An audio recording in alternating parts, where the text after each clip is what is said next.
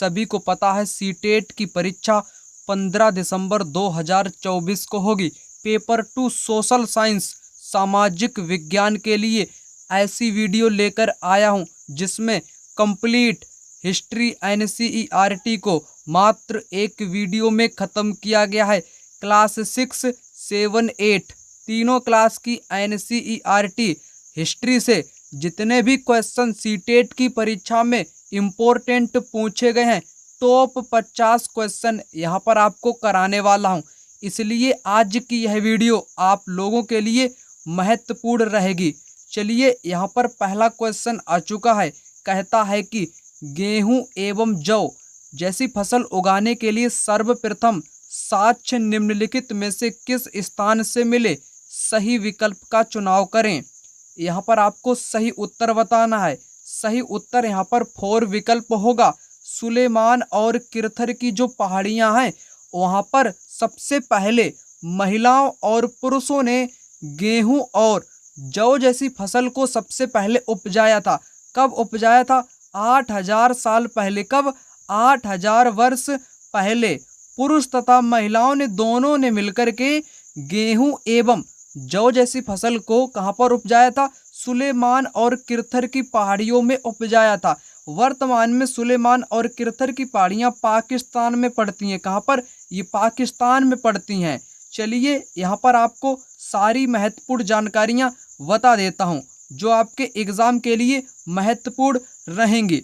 देखिएगा, उत्तर पश्चिम की सुलेमान और किरथर की पहाड़ियों की यहाँ पर मैं बात करने वाला हूँ। यहाँ पर सबसे पहले आप लोग समझ लो, इसी क्षेत्र में कुछ ऐसे स्थान हैं जहाँ लगभग 8000 वर्ष पहले स्त्री पुरुषों ने सबसे पहले गेहूं तथा जौ जैसी फसलों को उपजाना आरंभ कर दिया। सबसे पहली बात यहाँ पर क्या बताई गई है? सुलेमान और किरथर की पहाड़ियों के बारे में। यहाँ पर 8000 साल पहले महिलाओं तथा पुरुषों दोनों ने यहाँ पर किस फसल को उपजाया? गेहूं और जौ फसल को उपजाया। उसके साथ साथ भेड़, बकरी, गाय, बैल जैसे पशुओं को पालतू बनाना शुरू कर दिया। ठीक है ना। ये लोग कहाँ पर रहते थे? ये लोग ग्रामीण क्षेत्र यानी कि गांव में रहते थे। ये मैंने आपको बताया सुलेमान और किरथर की पहाड़ियों की कहानी, जो कि एग्जाम में यहाँ से 2-3 क्वेश्चन पूछे जा चुके हैं। वहीं मैं आपसे कहना चाहूँ, उत्तर पूर्व जो गारो है और मध्य भारत में जो विंध्य की पहाड़ियाँ हैं वहाँ पर किस चीज़ के साक्ष्य मिले हैं? वहाँ पर दोस्तों ऐसे क्षेत्र थे जहाँ कृषि का विकास हुआ। कृषि का विकास हुआ। जहाँ सबसे पहले चावल उपजाया गया वे स्थान विंध्य के उत्तर में स्थित हैं। तो यहाँ पर सबसे पहले आप लोगों को पता होना चाहिए चावल सबसे पहले कहाँ पर उगाया गया था? ये गारो तथा मध्य भारत की पहाड़ियों में उगाया गया था। वहीं गेहूं और जौ ये कहाँ पर उगाया गया? सुलेमान और किरथर की पहाड़ियों में उगाया गया। अंतर दोनों में इतना ही है। यहाँ पर इस मानचित्र में आप लोग देख पा रहे होंगे, ये रहा किरथर और ये रहा आपका सुलेमान, यानी कि वर्तमान में ये आपके कहाँ पर पड़ता है? पाकिस्तान में पड़ता है। और गारो की पहाड़ियाँ ये असम वाले क्षेत्र में यहाँ पर आपको देखने को मिलेंगी। ठीक है ना। चलिए आगे बढ़ते हैं। यहाँ पर अगला प्रश्न आ चुका है। कहता है कि क्या कहता है? 7वीं शताब्दी के प्रारंभ से निम्नलिखित में से किस विचार पर लोगों ने सवाल उठाना शुरू कर दिया था? सामाजिक विशेषाधिकार किसी का जन्म का परिणाम है।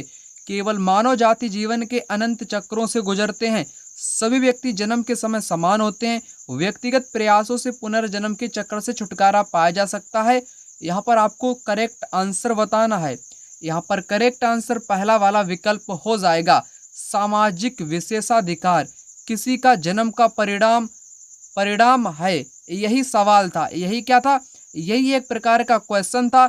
इसी पर जितने भी 7वीं शताब्दी में जिन भी लोगों का प्रादुर्भाव हुआ, समाज सुधारकों का, उन्होंने इसी सवाल को अपना लिया। इसी को कहा कि जो विशेषाधिकार हैं वो किसी के जन्म का परिणाम नहीं है। यही उन्होंने एक सवाल उठाना शुरू कर दिया। यही विचार उन्होंने उठाया। इन लोगों ने ब्राह्मणवादी परंपरा का घोर विरोध भी किया था। ठीक है ना। तो सवाल शुरू कर दिया था उठाना। ये थी विचारधारा। ठीक है। चलिए आगे बढ़ते हैं। आगे यहाँ पर क्वेश्चन है 3rd नंबर का। 1929 में बाल विवाह निषेध अधिनियम पारित किया गया। इस अधिनियम के अनुसार पुरुष तथा महिला के लिए शादी की न्यूनतम आयु क्रमशः कितनी रखी गई? करेक्ट आंसर यहाँ पर होगा 18 वर्ष तथा 16 वर्ष। 18 वर्ष पुरुषों की रखी गई और महिलाओं के लिए उम्र यहाँ पर कितनी रखी गई? 16 वर्ष महिलाओं की उम्र यहाँ पर रखी गई। किस अधिनियम की मैं बात यहाँ पर कर रहा हूँ? यहाँ पर 1929 में जो बाल विवाह निषेध अधिनियम लागू किया गया था उसमें 18 वर्ष पुरुषों की थी, वहीं 16 वर्ष यहाँ पर महिलाओं की उम्र रखी गई थी। यहाँ से 2 क्वेश्चन आप लोगों से पूछे जाते हैं सती प्रथा के बारे में और एक पूछा जाता है विधवा पुनर्विवाह से संबंधित। विधवा विवाह से संबंधित भी क्वेश्चन यहीं से पूछा जाता है। सबसे पहले आप लोग यहाँ पर समझ लो सती प्रथा। जो सती प्रथा है इसमें आप लोग जानते हो सती प्रथा क्या होती थी। औरतें भी अपनी पति की मृत्यु के बाद, ठीक है ना, चिता के साथ बैठ जाया करती थी, है ना। ये थी आपकी सती प्रथा। इसको प्रतिबंधित करने में किस व्यक्ति ने महत्वपूर्ण भूमिका निभाई? सती प्रथा की अगर मैं बात करूं तो राजा राम मोहन राय। राम मोहन राय को याद रखना, ठीक है ना। राम मोहन राय ने सती प्रथा को रोकने के लिए अथक प्रयास किए। प्राचीन ग्रंथों का हवाला देकर कहा कि महिलाओं को सती होने की कोई जरूरत नहीं थी। ये कहा था राजा राम मोहन राय ने। वहीं विधवा विवाह की मैं बात करूं, इसको किसने लागू करने के लिए कहा या कौन से व्यक्ति ने इसमें प्रयास किए थे? तो उस व्यक्ति का नाम था विद्यासागर। ईश्वर चंद विद्यासागर जो थे उन्होंने यहाँ पर बताया है कि विधवाएं पुनर्विवाह कर सकती हैं, है ना। ये विद्यासागर ने कहा कि विधवाएं पुनर्विवाह कर सकती हैं। सती प्रथा को रोकने के लिए किसने प्रयास किया? राजा राम मोहन राय ने किया। ये 2 चीजें आप लोग यहाँ पर समझ लेना और इनमें ही कंफ्यूजन होता है। यहाँ पर आगे क्या बताया गया है? यहाँ पर बताया गया है 1929 में बाल विवाह निषेध अधिनियम पारित किया गया। इस कानून के बारे में वैसी कड़वी बहसें और संघर्ष नहीं हुए जिसे पुराने सुधारवादी कानूनों के बारे में पहले से हो चुके थे। इस कानून के अनुसार 18 साल से कम उम्र के लड़के और 16 साल से कम उम्र की लड़की की शादी नहीं की जा सकती थी। बाद में यह उम्र बढ़ाकर 21 और 18 साल कर दी गई। तो न्यूनतम कितनी थी? 18 और महिलाओं के लिए 16 वर्ष थी। चलिए आगे बढ़ते हैं। आगे यहाँ पर क्वेश्चन है 4 नंबर का। औपनिवेशिक काल के दौरान महिलाएं जाति एवं सुधार के संदर्भ में निम्नलिखित में से कौन सा विकल्प गलत है? आपको यहाँ पर क्या बताना है? गलत कथन के बारे में बताना है। सबसे पहला यहाँ पर कथन दिया गया है पंडिता रमाबाई ने पूना में एक विधवा गृह की स्थापना की। ये तो बिल्कुल सही कथन यहाँ पर कहा गया है। पंडिता रमाबाई ने पुणे में एक विधवा गृह की स्थापना की थी। ये तो बात सत्य है। जो रमाबाई थी इनको पंडिता की उपाधि क्यों दी गई? क्योंकि ये संस्कृत की विदुषी थी, यानी कि ये संस्कृत की एक प्रकार से विद्वान थी। संस्कृत की, ठीक है ना, संस्कृत की क्या थी? ये संस्कृत की विद्वान होने के कारण इनको क्या बोला जाता है? पंडिता की उपाधि इनको प्रदान की गई। ये बात आपके एग्जाम में बार बार पूछी जा चुकी है। अब मैं आपको बताऊंगा, यहाँ पर पहला वाला तो सही दिया गया है। प्राचीन ग्रंथों के ज्ञान सुधारकों को नए कानून बनवाने में मदद मिली। बिल्कुल मिली। जैसे मैं बात करूं ईश्वर चंद विद्यासागर की या राजा राम मोहन राय की, इन्होंने प्राचीन ग्रंथों का हवाला देकर कहा कि महिलाएं सती नहीं हो सकती हैं, इसको रोकना चाहिए। वहीं विधवाएं पुनर्विवाह कर सकती हैं। ऐसे ऐसे विचार उत्पन्न लोगों ने किए प्राचीन ग्रंथों का हवाला देकर। ये भी बात यहाँ पर कैसी है? ये भी बात सही है। विद्यासागर ने विधवा विवाह का सुझाव दिया था। बिल्कुल दिया था, मैंने आपको बताया भी है। विधवा विवाह का सुझाव विद्यासागर ने दिया और सती प्रथा का खत्म होना चाहिए, ये किसने कहा था? ये राजा राम मोहन राय ने कहा था, यह सुझाव दिया था। प्रार्थना समाज ने केवल हिंदू ग्रंथों पर विचार विमर्श किया? नहीं, इसने सभी धर्मों पर विचार विमर्श किया, हिंदू मुस्लिम सिख ईसाई। इसलिए आपका ये वाला यहाँ पर गलत है, क्योंकि केवल हिंदू की बात यहाँ पर करी गई है। इसने सभी के विचारों पर विमर्श किया था। आपको यहाँ पर क्या बताना है? गलत बताना है। गलत यहाँ पर कौन सा हुआ? गलत यहाँ पर 4 नंबर का हो गया, इसलिए यहाँ पर करेक्ट आंसर हो जाएगा। चलिए आगे बढ़ते हैं। आगे यहाँ पर क्वेश्चन है, क्वेश्चन नंबर 5 कहता है निम्नलिखित में से कौन सा विज्ञापन रूढ़िवादी चित्रण का उदाहरण नहीं है। ये रूढ़िवादी जो शब्द है यहाँ से बार बार क्वेश्चन एग्जाम में पूछा जाता है, ठीक है ना। इसके बाद आप ऐसे क्वेश्चन फटाक से कर लोगे, क्योंकि मैं आपको बताने वाला हूँ रूढ़िवादी क्या होती है, जो एक प्रकार से परंपरा चली आ रही है प्राचीन काल से।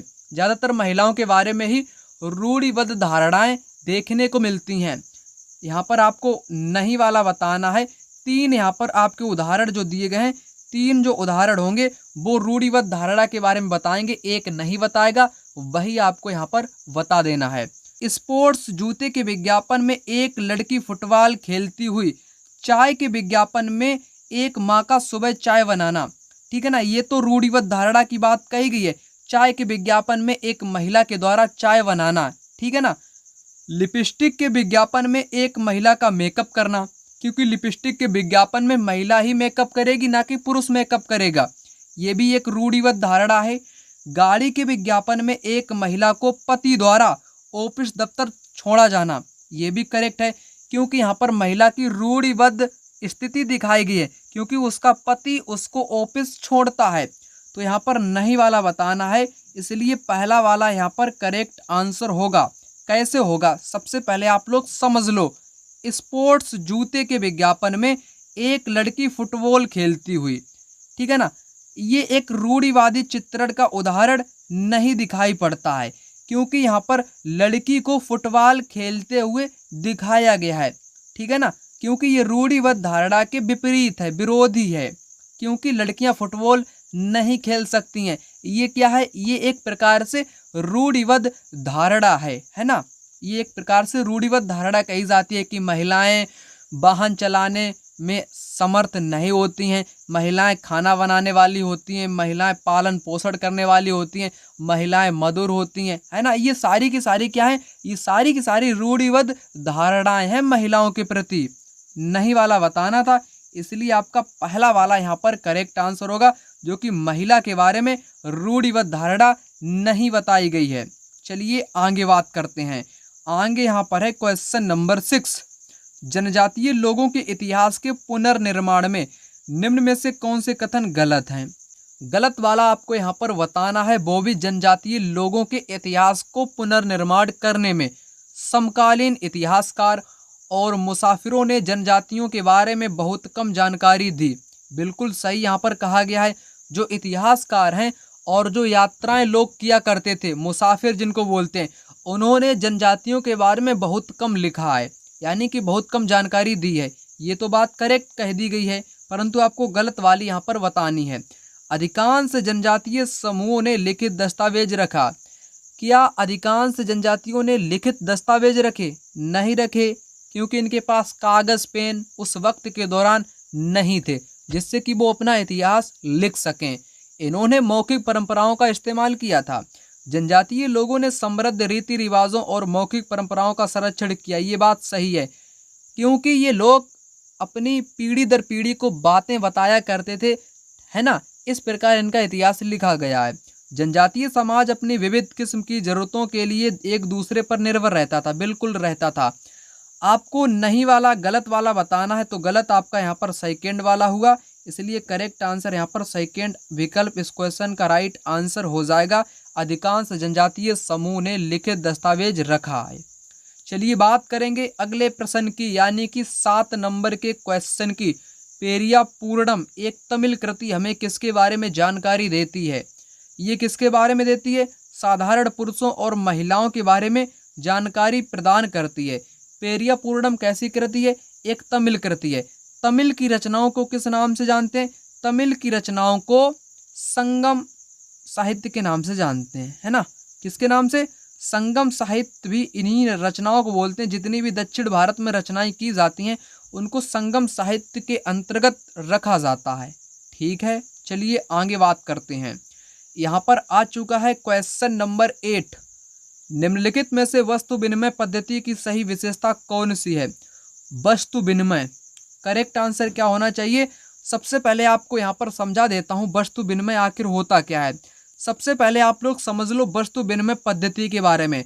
वस्तु विनिमय, विनिमय का मतलब एक प्रकार से होता है व्यापार करना, है ना, वस्तुओं का व्यापार।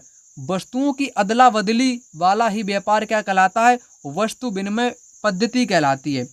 तो इस प्रकार यहाँ पर करेक्ट आंसर क्या होना चाहिए? ये धन का उपयोग किए बिना वस्तुओं की अदला बदली का व्यापार था। बिल्कुल इसमें धन का प्रयोग नहीं किया जाता था। ये वाला यहाँ पर करेक्ट आंसर होगा पहला विकल्प। चलिए बात करेंगे अगले प्रश्न की। यहाँ पर 19 यहाँ पर है क्वेश्चन नंबर 9। कालीबंगा किस राज्य में है? कालीबंगा जो है ये राजस्थान में है। कहाँ पर है? कालीबंगा कहाँ पर है? राजस्थान में है, जो कि हड़प्पा स्थल है। कैसा है? हड़प्पा स्थल है ये आपके कालीबंगा। ठीक है ना। लोथल कहाँ का है? लोथल जो है एक पूरा स्थल है, ये सारे के सारे कहाँ के? हड़प्पा कालीन के हैं। लोथल गुजरात में है। और पंजाब में कौन सा स्थल है? रोपड़ अगर आपसे पूछ लिया जाए रोपड़ पूरा स्थल कहाँ का है, तो पंजाब का है। राखीगढ़ी कहाँ का है? राखीगढ़ी जो है ये है हरियाणा में। राखीगढ़ी हो गया, वनावली हो गया, ये आपके हरियाणा राज्य में पड़ते हैं, जो कि क्या है? जो कि हड़प्पा कालीन स्थल हैं। चलिए आगे बढ़ते हैं। आगे यहाँ पर क्वेश्चन आ चुका है 10 नंबर का। कहता है कि निम्नलिखित में से कौन सा स्थल प्राग ऐतिहासिक चित्रकला के लिए प्रसिद्ध है? ठीक है ना। तो यहाँ पर आपका भीमबेटका की जो गुफाएं हैं वो प्राग ऐतिहासिक चित्रकला के लिए प्रसिद्ध मानी जाती हैं। चलिए बढ़ते हैं अगले प्रश्न की तरफ। अगला प्रश्न यहाँ पर आ चुका है 11 नंबर का। कहता है कि निम्न में से किस भारतीय साहित्यिक धरोहर का अर्थ गुरु के पास जाकर समीप बैठना? यहाँ पर करेक्ट आंसर आपको बताना है। करेक्ट आंसर होगा उपनिषद। उपनिषद ये दो शब्दों से मिलकर बना होता है, उप प्लस निषद। उप का मतलब क्या होता है? उप का मतलब होता है पास में, यानी कि नज़दीक या समीप। निषद का मतलब होता है बैठना। तो गुरु के पास में जाकर के बैठना ये वैदिक काल में उपनिषद कहलाता था। क्या कहलाता था? उपनिषद कहलाता था। ठीक है। चलिए बात करेंगे अगले प्रश्न की। अगला प्रश्न यहाँ पर आ चुका है 12 नंबर का। महापाषाणों के विषय में निम्नलिखित में से कौन सा कथन सही है? किसके बारे में? महापाषाण के बारे में। इनका उपयोग दफन करने की जगहों को चिन्हित करने के लिए किया जाता था। ये सभी भूमिगत का मतलब जमीन के अंदर और दृष्टि से ओझल रूप में पाए गए थे। दृष्टि यानी कि आंखों के देखने से ये ओझल बहुत कम मात्रा में पाए गए। ये तो बात बिल्कुल गलत है। ये पत्थर के औजार बनाने के लिए कच्चा माल उपलब्ध कराते थे। जो पत्थर के औजार बनाए जाते थे उनके लिए ये कच्चा माल क्या? महापाषाण ये उपलब्ध कराते थे। ये भारतीय उपमहाद्वीप के उत्तर पश्चिम में संकेंद्रित थे।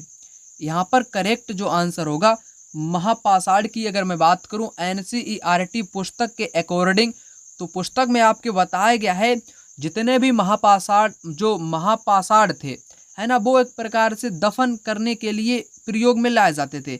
इनका उपयोग दफन करने की जगहों को चिन्हित करने के लिए किया जाता था। ठीक है, पहला वाला यहाँ पर करेक्ट आंसर हो जाएगा। चलिए बात करेंगे अगले प्रश्न की 13 नंबर के क्वेश्चन की। वक्राकार ईंटें सिंधु सभ्यता में कहाँ से मिली? वक्राकार ईंटें कहाँ से मिली हैं?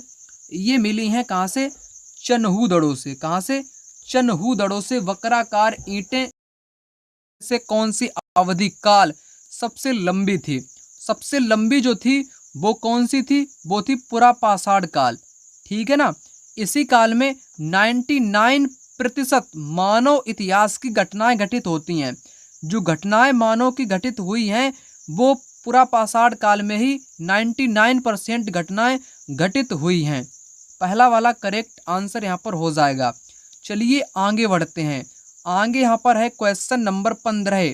कहता है कि भारत के निम्नलिखित राज्यों में से किस एक राज्य में हड़प्पा नगर सबसे बड़ी संख्या में मिले? यहाँ पर करेक्ट आंसर होगा गुजरात। गुजरात में बहुत सारे हड़प्पा के स्थल यहीं पर मिले थे। एक आपका स्थल जो है लोथल आपका स्थल हड़प्पा कालीन प्रसिद्ध माना जाता है।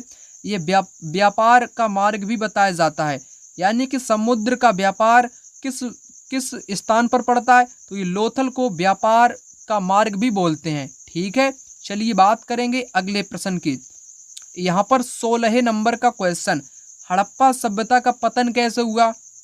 ऐसा लगता है कि शासकों का नियंत्रण समाप्त हो गया था। ये बिल्कुल बात यहाँ पर सही बताई गई है। जंगलों का विनाश हो गया, ये भी बात बिल्कुल सही बताई गई है। सभ्यता के पूरे क्षेत्र में बाढ़ आ गई, ये बात सहमति नहीं है। इसको इतिहासकार नहीं मानते कि सभ्यता के पूरे क्षेत्र में बाढ़ आ गई होगी। संभवतः नदियाँ सूख गई होंगी, ये बात तो सही बताई गई कि नदियाँ सूख गई होंगी, इसलिए लोगों ने वहाँ के सारे जो छोड़कर भाग गए होंगे, ये बात तो बताई गई है, परंतु बाढ़ वाली बात की पुष्टि नहीं होती है। तो इस प्रकार यहाँ पर ए बी डी किस ऑप्शन में है? यहाँ पर ABD पहला ऑप्शन इस क्वेश्चन का राइट आंसर हो जाएगा, पहला वाला। चलिए आगे बढ़ते हैं। आगे यहाँ पर है क्वेश्चन 17 नंबर का। दिए गए कथनों A और B को पढ़िए और सही उत्तर का चयन कीजिए। कथन A, मेहरगढ़ पाकिस्तान के बोलन दर्रे के पास एक उपजाऊ मैदान में स्थित है। यहाँ खेती और पशुपालन के साक्ष्य पाए जाते हैं। ये दोनों आपके कैसे हैं? दोनों आपके सत्य दिए गए हैं, बिल्कुल सत्य दिए गए हैं। दोनों यहाँ पर आपके ट्रू दिए गए हैं, बिल्कुल राइट दिए गए हैं। चलिए आगे बात करेंगे यहाँ पर 18 नंबर के क्वेश्चन की।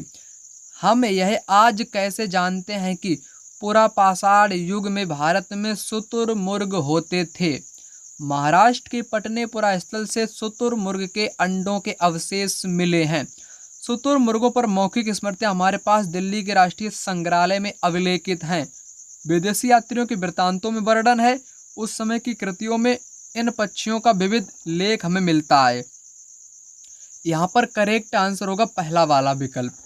जो महाराष्ट्र में एक पटनेपुरा स्थल है, वहाँ से शुतुरमुर्ग के अंडों के छिलके के अवशेष प्राप्त हुए हैं, जिस आधार पर इतिहासकार कहते हैं कि पुरापाषाण युग में भारत में शुतुरमुर्ग होते थे। तो पहला वाला यहाँ पर करेक्ट होगा। क्यों कहते हैं? क्योंकि महाराष्ट्र में एक स्थल है पटने, वहाँ से शुतुरमुर्ग के अंडे के अवशेष मिले हैं। चलिए बात करेंगे अगले प्रश्न यानी कि 19 नंबर के क्वेश्चन की। निम्नलिखित में से कौन सा कथन प्रस्तुति के बारे में गलत है? गलत आपको बताना है। राजा की प्रशंसा करने तथा उनका संरक्षण पाने के उद्देश्य से ये ज्ञानी कवि या विद्वान द्वारा लिखी जाती थी। बिल्कुल करेक्ट। प्रस्तुति का मतलब होता है प्रशंसा करना। जैसे जो राजा हुआ करते थे, उनके जो दरबार में जो विद्वान या लेखक या दरबारी कवि रहा करता था, वो राजा की प्रशंसा में प्रस्तुति लिखा करता था। उदाहरण के तौर पर अगर मैं आपको बताना चाहूँ, जैसे एक समुद्रगुप्त हुआ। कौन हुआ? एक समुद्रगुप्त हुआ। उसकी प्रस्तुति का नाम क्या है? उसकी प्रस्तुति का नाम है प्रयाग प्रस्तुति। ठीक है ना? प्रयाग प्रस्तुति उसकी रचना का नाम है। ये किसने लिखा है? ये लिखा हरिसेन ने है। किसने? हरिसेन ने लिखा है, जो कि समुद्रगुप्त का दरबारी कवि था। वही आपकी होती है प्रस्तुति। राजा की प्रशंसा के बारे में कोई उसका दरबारी कवि लिखे, तो ये बात तो पहली वाली यहाँ पर बिल्कुल सही कही गई है। प्रायः राजा इन्हें स्वयं लिखा करता था। क्या राजा इनको लिखता था? राजा नहीं लिखता था, राजा का दरबारी कवि या लेखक या विद्वान लिखा करता था। ये जिस काल से संबंधित है उस काल के इतिहास के मूल्यवान स्रोत थे, क्योंकि उस दौरान उनके शासन के बारे में, प्रजा के बारे में सारी जानकारियां पता हो जाती थी। ये बात यहाँ पर बिल्कुल सही बताई गई है। प्रस्तुति में शासक या राजा की उपलब्धियों का वर्णन भी किया जाता था, ये भी करेक्ट है। गलत आपसे पूछा है, इसलिए गलत वाला यहाँ पर क्या होगा? सेकेंड यानी कि बी यहाँ पर हो जाएगा। अगला प्रश्न यहाँ पर कहता है कि मौखिक इतिहास को लिखने के लिए निम्नलिखित में से कौन सी स्रोत सामग्री नहीं है? नहीं वाला आपको यहाँ पर बताना है। मौखिक इतिहास को लिखने के लिए सबसे पहले आपको पता होना चाहिए मौखिक इतिहास किसको बोलते हैं। जो मुख से बोला गया हो वही इतिहास क्या है? वही मौखिक इतिहास है। उसको लिखने के लिए किन स्रोत का इस्तेमाल किया जाता है? यानी कि परंपराओं का भी इस्तेमाल किया जाता है। जो विद्वान व्यक्ति होता है वो मुख से बोलता है, कोई दूसरा बंदा उसको लिखता है, वही होता है मौखिक इतिहास। तो सैन्य विद्रोह के बारे में एक ब्रिटिश सैनिक का मौखिक वर्णन, ये एक कैसा है? ये मौखिक इतिहास का स्रोत है। क्योंकि जब सैन्य विद्रोह हो रहा था उस दौरान कोई एक सैनिक है जो अपने मुख से, यानी कि मुख से बता रहा है कि वहां पर ऐसा वैसा हुआ है, तो ये एक मौखिक इतिहास की श्रेणी में आ जाएगा। ये तो बात सही कही गई है। उस व्यक्ति की स्मृतियां जो विभाजन के समय भारत से पाकिस्तान गया था, ठीक है, ये कैसी है, ये एक प्रकार से ये भी मौखिक इतिहास की स्रोत के बारे में बात कर रहा है। कोई भी व्यक्ति है, जैसे भारत का विभाजन हुआ उस समय भारत से पाकिस्तान गया था, ठीक है ना, भारत में था जब विभाजन नहीं हुआ था, बाद में वो पाकिस्तान में शिफ्ट हो गया, तो वो मौखिक इतिहास एक प्रकार से बताने में समर्थ होगा। वो बताएगा कि भारत में क्या था, अब यहाँ पर क्या है। एक विद्वान जो वर्तमान शिक्षा व्यवस्था पर बात करता है, उस व्यक्ति के घटना वृतांत जिन्होंने भारत छोड़ो आंदोलन में हिस्सा लिया था। अगर कोई व्यक्ति अपने मुख से बता रहा है, घटनाओं को बता रहा है कि भारत छोड़ो आंदोलन में क्या हुआ, उसने हिस्सा भी लिया है, तो ये भी मौखिक इतिहास होगा। पहला वाला भी मौखिक इतिहास होगा, दूसरा वाला भी मौखिक इतिहास होगा, परंतु सी विकल्प वाला मौखिक इतिहास नहीं होगा, क्योंकि जो विद्वान है वो वर्तमान शिक्षा व्यवस्था की बात कर रहा है, ठीक है ना। तो ये वाला यहाँ पर आपका स्रोत सामग्री नहीं होगी, क्योंकि ये वर्तमान की बात कर रहा है। इतिहास आपके प्राचीन काल के साक्ष्यों के आधार पर चलता है, ठीक है, तो ये वाला यहाँ पर नहीं होगा। चलिए बात करेंगे अगले प्रश्न यानी कि 21 नंबर के क्वेश्चन की। निम्नलिखित में से कौन सा कथन प्राचीन हस्तलिपि के संदर्भ में सही नहीं है। यहाँ पर भी उसी प्रकार से क्वेश्चन पूछा गया है, नहीं वाला। किसके बारे में, हस्तलिपि के बारे में। हस्तलिपि क्या होती है, जो हाथों से लिखी जाती है वही हस्तलिपि होती है। वे प्रायः ताड़पत्रों पर लिखी जाती थी, हस्तलिपियां ताड़पत्रों पर लिखी जाती थी, ये करेक्ट बात है। वे जिस काल को प्रदर्शित करती थी उस काल के लिए मुख्य स्रोत भी थी, बिल्कुल थी, मुख्य स्रोत थी। वे हस्तलिखित थी और उसके बाद मुद्रित की गई थी, नहीं, जब ये ताड़पत्रों पर लिखी ही जाती थी, हाथों से ताड़पत्रों पर लिखी जाती थी, इसके बाद इनका किसी भी प्रकार से कोई मुद्रण यानी कि छपाई वाला काम नहीं हुआ था। ये बात यहाँ पर कैसी है, गलत है। कुछ हस्तलिपियां पत्थर तथा धातु पर उकेरी गई थी, ये बात बिल्कुल सही है। तो गलत आपको बताना है, तो गलत कौन सा हुआ, थर्ड वाला हुआ। तो थर्ड वाला यहाँ पर इस क्वेश्चन का राइट आंसर हो जाएगा। चलिए आगे बढ़ते हैं। आगे यहाँ पर है क्वेश्चन 22। निम्नलिखित में से अर्थशास्त्र का संबंध किससे है। अर्थशास्त्र दरअसल एक पुस्तक का नाम है जिसको चाणक्य ने लिखा है। किसने, चाणक्य ने इस पुस्तक को लिखा है। चाणक्य, जिनको विष्णुगुप्त के नाम से भी जानते हैं, ठीक है। तो यहाँ पर करेक्ट आंसर क्या होगा, राजनीति। अर्थशास्त्र इन्होंने पुस्तक लिखी है, परंतु इसका संबंध है राजनीति से, जो कि मौर्य काल के इतिहास को बताने के लिए एक प्रमुख स्रोत मानी जाती है। अर्थशास्त्र पुस्तक जो कि चाणक्य के द्वारा लिखी गई पुस्तक है। चलिए आगे बढ़ते हैं। आगे यहाँ पर है क्वेश्चन नंबर 23। प्राचीन भारतीय इतिहास का महत्वपूर्ण साहित्यिक स्रोत क्या है। प्राचीन भारत का फारसी साहित्य नहीं है, संस्कृत साहित्य होगा, उर्दू नहीं होगा, ना ही हिंदी साहित्य होगा। प्राचीन भारत को समझने के लिए संस्कृत साहित्य के अंतर्गत जो आपके वैदिक ग्रंथ हैं, ऋग्वेद, सामवेद, अथर्ववेद, ये वाले, ठीक है ना, ये महत्वपूर्ण भूमिका निभाते हैं प्राचीन भारतीय इतिहास को बताने में। चलिए आगे बात करते हैं। बौद्ध धार्मिक ग्रंथ विनय पिटक की विषय वस्तु क्या है। ठीक है ना, विनय पिटक में क्या है, भिक्षुओं के नियम हैं। 3 पिटक मैंने आपको पहले भी बताए थे। सुत्त पिटक एक होता है बौद्ध धर्म में, विनय पिटक मैं आपको बता ही रहा हूँ, एक होता है अभिधम्म पिटक। कौन सा, अभिधम्म पिटक। सुत्त पिटक में बुद्ध की शिक्षाएं हैं, अभिधम्म पिटक में बौद्ध धर्म के सिद्धांत बताए गए हैं, उनकी व्याख्याएं बताई गई हैं। वही विनय पिटक में नियम, कायदे, कानून, अनुशासन बताया गया है। आगे यहाँ पर है अजंता की गुफा स्थित है। अजंता की गुफा ये महाराष्ट्र में है। कहाँ पर है, अजंता की गुफाएं महाराष्ट्र में है। चलिए आगे बात करते हैं। मलिक मोहम्मद जायसी किस ग्रंथ के रचयिता थे। तो उन्होंने पद्मावत लिखा। कौन सा लिखा, पद्मावत के बारे में मलिक मोहम्मद जायसी ने लिखा। यहाँ पर आगे क्वेश्चन है आपका, 19वीं शताब्दी के मध्य में ब्रिटिश इतिहासकारों ने भारत के इतिहास को 3 कालों में डिवाइड किया, हिंदू भारत, मुस्लिम भारत और ब्रिटिश भारत। इस विभाजन का आधार क्या था? इस विभाजन का आधार क्या था? सबसे पहले आपको बताना चाहूँगा, जो हिंदू भारत है और मुस्लिम भारत है और ब्रिटिश भारत, भारत के इतिहास को 3 पार्टों में किस व्यक्ति ने डिवाइड किया था? उस व्यक्ति का नाम है जेम्स मिल। क्या नाम है? जेम्स मिल ने हिंदू मुस्लिम ब्रिटिश में भारत को डिवाइड कर दिया था 1817 में। ये स्कॉटलैंड का अर्थशास्त्री था, इतिहासकार भी था और एक प्रकार से ये दार्शनिक भी था। ठीक है, इतना आपको मैंने बता ही दिया। अब आपको बताना इस विभाजन का आधार क्या था, किस आधार पर किया गया था। यह इस विचार पर आधारित था कि शासकों का धर्म एक महत्वपूर्ण ऐतिहासिक परिवर्तन था। ऐतिहासिक परिवर्तन था। ठीक है, तो यही इसी आधार पर उन्होंने भारत के विभाजन को कर दिया, हिंदू में, मुस्लिम में और ब्रिटिश में। लेकिन ये एकदम गलत था। कैसा था? गलत था।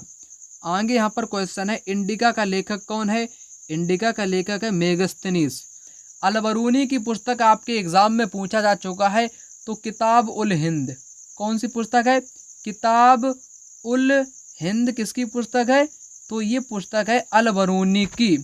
मेगस्थनीज की पुस्तक कौन सी है? इंडिका मेगस्थनीज की पुस्तक है। आगे यहाँ पर क्वेश्चन क्या है? ऐतिहासिक स्थल वह है जहाँ अतीत के स्मृति शेष या अवशेष मिलते हैं।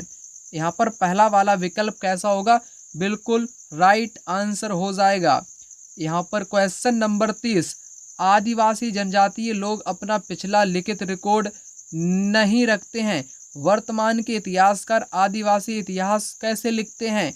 मैंने आपको बताया, प्राकृतिक परंपराओं का उपयोग करके, आदिवासी पौराणिक कथाओं का प्रयोग करके, वाचिक परंपराओं का प्रयोग करके, पुरातत्वविद। तो यहाँ पर करेक्ट आंसर क्या होगा? यहाँ पर होगा वाचिक परंपराओं का प्रयोग करके। चलिए आगे बात करते हैं। यहाँ पर मलयालम पुस्तक लीलातिकलम की विषय वस्तु क्या है? इसकी विषय वस्तु है व्याकरण। क्या विषय वस्तु है? व्याकरण इसकी विषय वस्तु है। यहाँ पर 32 नंबर का क्वेश्चन कहता है, निम्न में से कौन सुमेलित नहीं है? नहीं वाला आपको यहाँ पर बताना है। इब्न बतूता की पुस्तक कौन सी है? किताब उल रिहला। बिल्कुल करेक्ट बात यहाँ पर कही गई है। जियाउद्दीन बर्नी की पुस्तक कौन सी है? तारीख फिरोज शाही। बिल्कुल करेक्ट। यहाँ पर आगे क्या है? मिनहाज उस सिराज की पुस्तक कौन सी? तबकते नासिरी। बिल्कुल करेक्ट। फक्र ए मुदव्विर फुतहु सलातीन, ये गलत यहाँ पर दिया गया है। ये कैसा है? ये गलत यहाँ पर दिया गया है, इसलिए नहीं वाला आपसे पूछा है। तो यहाँ पर बी विकल्प इस क्वेश्चन का राइट आंसर हो जाएगा। आगे यहाँ पर मैं आपको बता भी चुका हूँ, किताब उल हिंद की रचना किसने की है? अल-बरूनी ने की है। किसने? अल-बरूनी ने यहाँ पर की है। अगला प्रश्न यहाँ पर कहता है, आईन ए अकबरी की विषय वस्तु क्या है? ये क्वेश्चन बहुत बार एग्जाम में पूछा गया है। तो सबसे पहले एक पुस्तक थी जिसका नाम क्या है? अकबरनामा। कौन सी पुस्तक? अकबरनामा एक पुस्तक है जिसको 3 पार्टों में डिवाइड किया गया है, फर्स्ट पार्ट और सेकेंड पार्ट और थर्ड पार्ट। जो थर्ड पार्ट है इसी का नाम क्या है? आईने अकबरी। क्या नाम है? आईने अकबरी इसी पार्ट का नाम है। ठीक है, तो पहले वाले पार्ट में पूर्वज का वर्णन मिलता है। अकबर के पूर्वज का वर्णन पहले पार्ट यानी कि पहले जिल्द या पहले भाग में मिलता है। दूसरे में क्या है? शासन की जो घटनाएं घटित हुई हैं, शासन काल की जो घटनाएं हैं वो सेकेंड में आती हैं। थर्ड को आईने अकबरी बोलते हैं। इनमें से आईने अकबरी में सारी घटनाएं आ जाती हैं। शासन कैसे चलता था, पद क्या था, वेतन कैसे दिया जाएगा, सैनिकों का रखरखाव कैसे होगा, रीति रिवाज क्या है, सांख्यिकी दर्शन क्या है, ठीक है, प्रशासन कैसे चलेगा, खर्चा कैसे चलेगा, ये सारी चीजें आईने अकबरी के अंतर्गत समाहित की गई थी। अकबरनामा की रचना किसने की थी? इसकी रचना की थी अबुल फजल ने। किसने? अबुल फजल ने इसकी रचना की थी। उस व्यक्ति का नाम भी आप लोग याद रखना, क्या नाम है? अबुल फजल। अबुल फजल जो था ये अकबर का करीबी मित्र था और दरबारी लेखक भी था, जिसने अकबरनामा ग्रंथ को लिखा। अकबरनामा 3 पार्ट में डिवाइड है। पहला पूर्वज का वर्णन, दूसरे में शासन की घटनाएं, तीसरे को बोलते हैं आईन अकबरी जिसमें रीति रिवाज, पद, वेतन, सैनिक रखरखाव, प्रशासन कैसे चलेगा, सारी चीज़ों की बात यहाँ पर बताई गई है। तो इस प्रकार करेक्ट आंसर यहाँ पर होगा अकबर के शासन का वर्णन आईने अकबरी की विषय वस्तु है। पूर्वज का वर्णन मिलता है फर्स्ट वाले पार्ट में, अकबरनामा की पुस्तक। अकबर के शासन के जो किस्से हैं, जो कहानियां हैं, जो घटनाएं घटित हुई हैं, वो सेकेंड में आती हैं अकबरनामा के।